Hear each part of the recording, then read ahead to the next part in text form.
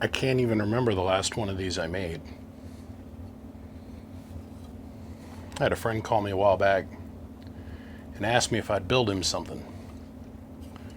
I said, well, for you, my friend, since you're one of the family per se, you know, running the flagship station of the Skullcracker Nation, and me being over here the prodigal son of the Skullcracker School of Knowledge, I'll do what I can. My friend Juice called me and he needs a little thing to massage a little thing to massage a little thing. I haven't built with this small of a cabinet and I can't even remember. It has been forever ago. Hey, chill out, parts. You're $7.50 a piece. Sit up there. I mean, I had to go and look at the book. I was like, wait a minute. This is so cute. Oh, let's populate it. I'm going to build this with a twist. Because we're using this, the way this is going to be used is it's used to just slightly kick up something else. So we're not looking for like maximum ball smash numbers out of this little guy. We're just looking for a little bit of reliable, consistent power. Taking something that produces very small power, and we're going to make something that produces just a little bit more, but can handle being on the mall for a month of Sundays if it needs to be. So,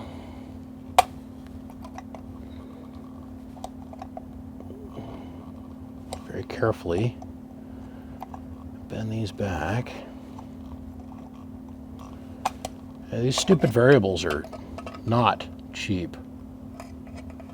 Come on, turn. Oh.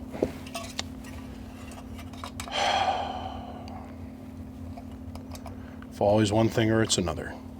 Every single time. Okay.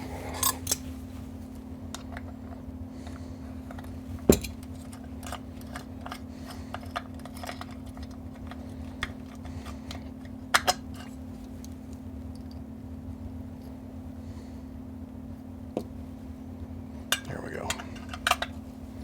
Now they're all bent back the same way. So this little guy is going to have two switches on the front. We're going to have a variable and two switches on the front. We're going to have an on-off switch. And then we're going to have a 3 dB additional input attenuator. So he'll have his voltage divider, which is the variable. And then on top of that, he'll have a fixed 3 dB input knockdown attenuator in the circuit, which I think is going to be stupid cool. Now, why 3 dBs, do you ask? Because I did the calculated math. I got out my abacus, aka the earliest known form of mathematic device adding subtraction machine ever. It's called an abacus. I had to teach this to a mutual friend of ours that Juice and I share in common the other day. He didn't know what it was either. A what? An what? Abacus. Google it. You'll see. We'll never know what the Aztecs and the Mayans and those guys used, because the Spaniards, when the conquistadors came here, they burned everything in the name of religion. They killed more people when they came here with the spreading of smallpox and disease and through war than both world wars and all the concentration camps combined. And they burned everything in the name of religion. It was unbelievable. So we'll never know what some of the great, the biggest loss of knowledge since the library at Alexandria, in my opinion. We'll never know. We're on this planet like a virus, you know. We haven't never found a giant cache of books. We'll never know what they used. We'll never know. A civilization that had mastered the number of zero. But the abacus, I digress.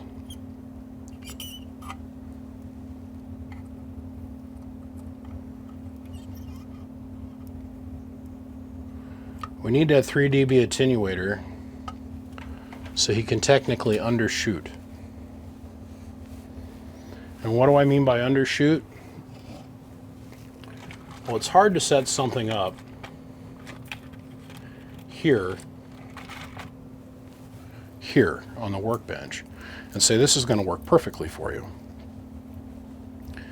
The only ability I have to control the output of any device, there's two forms of that control that I get to imply here as the builder.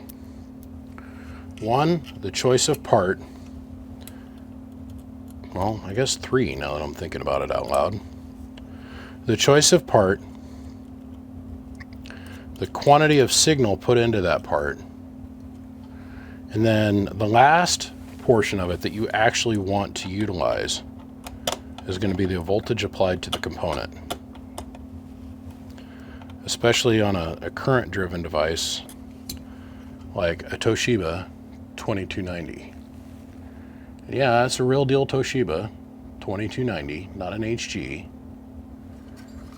On a fairly decent heatsink. And as hard as this guy's going to run this thing, this is the first actual true use of one of these cabinets I've had in a long time.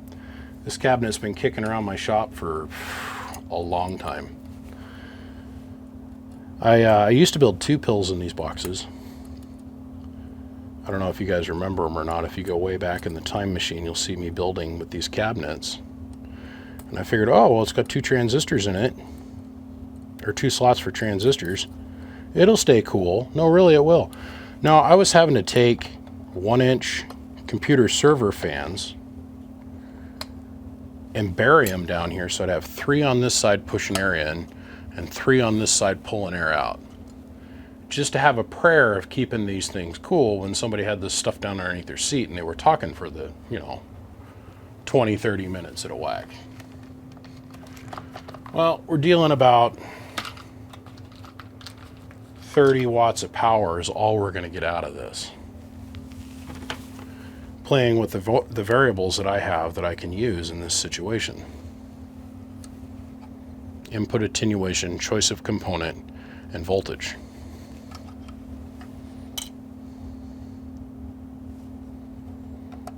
Everything else is a variable that I have no control over. So we'll put his 3 dB down attenuator on this switch, and this will be his on-off switch. This will be his coax in, coax out. We'll throw a grommet in here, put some decent power wire on this thing. What we're looking for is something that we can just put a couple, like 1 or 2 watts into, and maybe get 30, maybe 40 watts out of. So I could go with a smaller transistor. If this doesn't work, like it's still producing too much signal, I can go with a smaller transistor. I could go to like a MRF like 455. And then there's some other satellite transistors out there. I'd have to go pull the data sheets on them, but I know that we made there was a 30 watt transistor that was produced. But even on that, I believe that component, its input signal voltage or input signal ratio versus output power wouldn't be linearly smooth for what we need for this application, in my opinion. So we got 2290. We're going to set him up with a small core so he can't hypersat. He's not going to be able to get the giant peak numbers out of the 2290. Like, we're not going to see out of this box. We're not. You're going to see like, 145 watts or 150. We're not. I'm building this so we can only get about 20 or 30 watts out of this box reliably. Bird. So about 90 watts total. So we're not going to super kill it.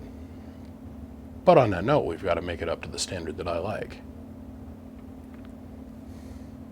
I think this little guy with a little LED 30 amp switch module attached to it that we can turn the voltage up and down. He can just throw behind his desk or whatever to run this amplifier. It will be perfect. I think it'll be perfect. It's just elegant and simple. I mean, it's a relay with a passive, sensitive, automatic circuit in it that trips it.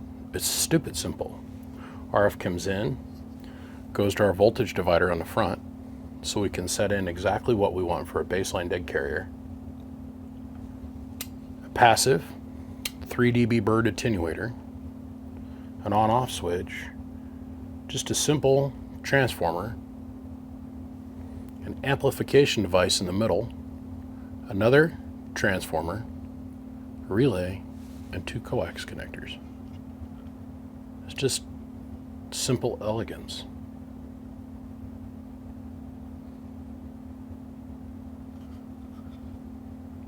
This is as far as I'm going to get with this evening. I'm out of the power wire that I need. I don't have enough of it, the kind that I want to use, so I'll go purchase it. We'll be back to run it. But this thing, 99% done.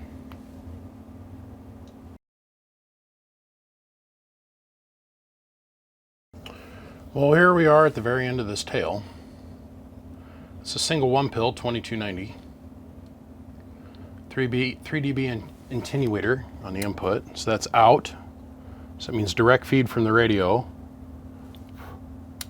That's in. So it's a 3 dB input pad on top of what our variable here can apply. Pretty simple. That's on and off. This is how the inside of it ended up laying out.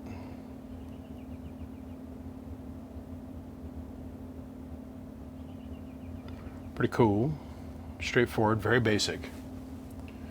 Very, very basic. But we don't need anything more than this for what he's trying to achieve. So let's go over here and let's pan up to our watt meters.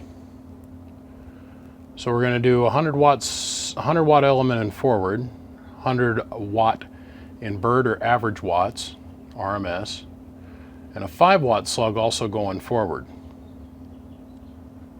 So let me show you how this is going to work. So first let's start off with radio drive. The amplifier's at 12 volts, the radio's at 12 volts, and then we'll kick it up to the high voltage setting here in a minute. We got one more little stage of this after we get done showing you what it does for power as a demonstration. Okay, so, hello, audio. Hello, audio. Making about 22 peak watts. Hello, audio. How can I be making 22 peak watts? Oh, shoot. Man, look at me going lying to the public. That's a 50 watt slug. Ah, I remember what I was thinking now. Okay, so 100 watt slug in peak over here. 50 watt here in average or bird, and a 5 watt slug there going forward in bird or average. Okay, so what I want to show you is that this is a 1/2 watt carrier. Hello, audio. We're making a whole whopping 10 watts of peak power. An average and 21 whole watts in peak power. Oh. Come on, BBI, get your brain together. Get your brain together. We're seeing 21 to 22 watts of peak power. We're seeing 10 watts worth of RMS, and we're showing you a 1/2 watt carrier. Now, if you are got a 1/2 watt carrier, you're going to sound like you're on sideband. I don't care what you do, because the radio doesn't have enough signal to adequately create the AM carrier base. So, with that amount of drive on 12 volts, we're going to turn the amp on and the variable is all the way open. Look at that. 1/2 watt in, gets us a 1/4 watt out. Hello. About 90 watts peak. That's peak power. Hello. And a whole whopping 30 bird. Now what we're going to do is we're going to bring in our attenuator And remember, our variable's all the way open. Hello, audio. We've effectively dropped the power by half. Hello. 42 watts of power here. Hello. And 25 watts of average power here. Look at our base carrier. Hello. Nothing. So let's turn the amp off. Let me slide this up so it's in view. Just turn the amp off. We're going to bring our dead key up. We'll say about a watt, maybe a watt and a quarter. Now I'll bring it up to a watt and a half. Let's see what this does when we bring the amp online. Remember, we have our 3 dB attenuator and our variable is all the way open. With a 3 dB attenuator, a watt and a half going in gets you a watt and a half out. Hello, audio. Gets you about 40 watts peak. Hello, audio. You see that? Still, we're only getting about 15 average out of it. Hello. So now if that's too high, you just take your variable and turn it down. Now we've got a 1 watt baseline carrier. Hello. Gets us about 35 watts peak. Hello. And about 12 average. Kind of cool, right? Take our attenuator out of line. Our maximum with a watt and a half going in. We're getting about 5-6 watts going out. Hello, audio. Swinging up to 35-40 watts. Hello.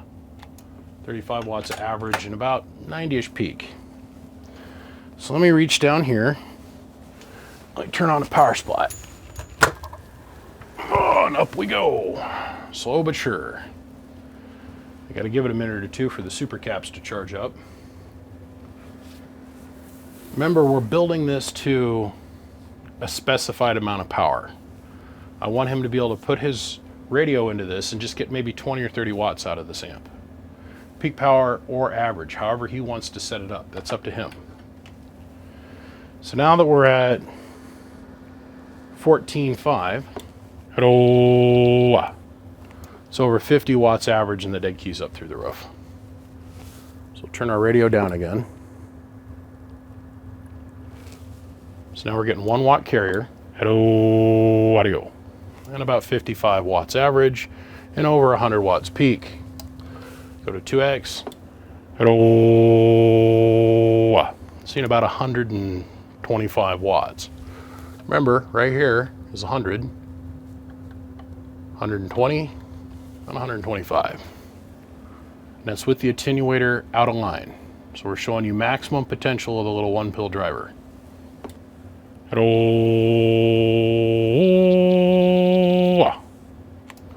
No pain, no strain. Throw the 3 dB attenuator in there. Hello, audio. That attenuator makes the world of difference. Hello, 1, 2. Last thing I got to cover is this up here. It's our input tune. Hello.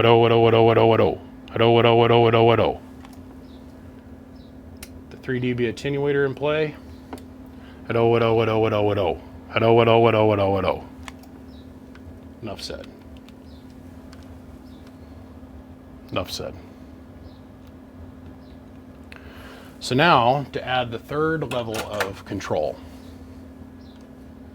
like we were talking about in the previous segment. We have only a couple different stages of control. We have our selection of component. We have our selection of input power or drive into the component. And we achieve that through these 2 stages, one with a fixed level of attenuation and this variable voltage divider. And then our last stage that we have is we're going to give him one of these. This is a 30 amp LED switcher supply, runs on 110, but it's got variable voltage. I want to occupy as least amount of space on his workbench. I want to occupy as least amount of space on his little radio bench as possible. So the way I've got this envisioned is this thing sits up on his bench someplace.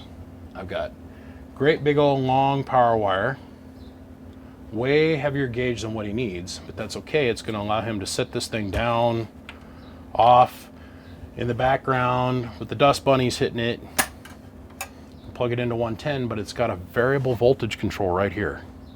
And he can trim this to be whatever he wants. His base voltage won't be so low that it's going to damage the component, and his top voltage isn't going to be so high that it's going to damage the component. So it's going to give us one more level of control. It's going to give us from 12 volts to 14 volts worth of a variable of what the transistor is going to be able to do. Remember, he's taken a radio that only does a couple watts, and he's needing to kick that up so you can take maybe 2 watts or 3 watts worth of power, put it in this box and kick it up, and so it makes like 30 watts of power, let's say, or 40 watts of power. That's on him. And how he can achieve that is with changing the voltage here, changing the attenuator, or changing the drive on the front. Okay, man, it's real simple. So if we turn to the right, it's going to turn your voltage up. You turn it back to the left or counterclockwise, it's going to turn the voltage down. Now, don't even bother looking at that, because we're all running off of this little supply right here. See what I mean? Just run off the little tiny supply. So right now we have it turned all the way up. Hello, audio. Same amount of the output as before. And you're at about 14.5 on the top voltage setting. So we're going to turn this counterclockwise until it's all the way down, and now we're at like 12 volts. Hello, audio. Hello, audio. Let's go back down to the 100 watt setting. So now full deflection on the meter on the right, it's going to be 100 watts. Hello, audio. See how that works? I cannot build you a more flexible pre-driver amplifier than this. I don't think it could be done. So I hope and pray this does exactly what you need it to. If it doesn't, I'm always here. This entire mess can fit inside of a flat rate box, so we can adjust it accordingly if needed. Looks good on the spectrum analyzer. The input is great, output is good. I don't think you're going to have any problems with it. So Mr. Juice, have fun, buddy. You're all set. Well, gentlemen, it's the end of this video. I'm on to the next thing, and the next thing, and then the next thing after that, and then the next thing after that, and the next thing after that. Now, guys, I started a Facebook group called BBI Amps. It's got well over 1,000 plus members here, and that's just in one day. I have run into a problem. I can no longer have any more friends on Facebook. I am maxed out. They put a limit on 5,000, and I am at that limit. So I'm going to take 99.99999% of my content that I put out on Facebook, and it's going to go to that group. It's open for anybody to join, so just ask and we'll let you in. That's BBI Amps, just like how the web page is spelled, BBI Amps. Type it in. You'll see it's probably the largest group with the most followers in it. This says BBI attached to it. Click on it. Come join us. Big shout out to Siglent. Big shout out to Excess Power. Thanks to Coaxial Dynamics and Bird. And gentlemen, I don't get to be here without all of you. I never get to say it enough, but thank you. I mean that from the bottom of my heart. I gotta run. Till the next one. Click, click.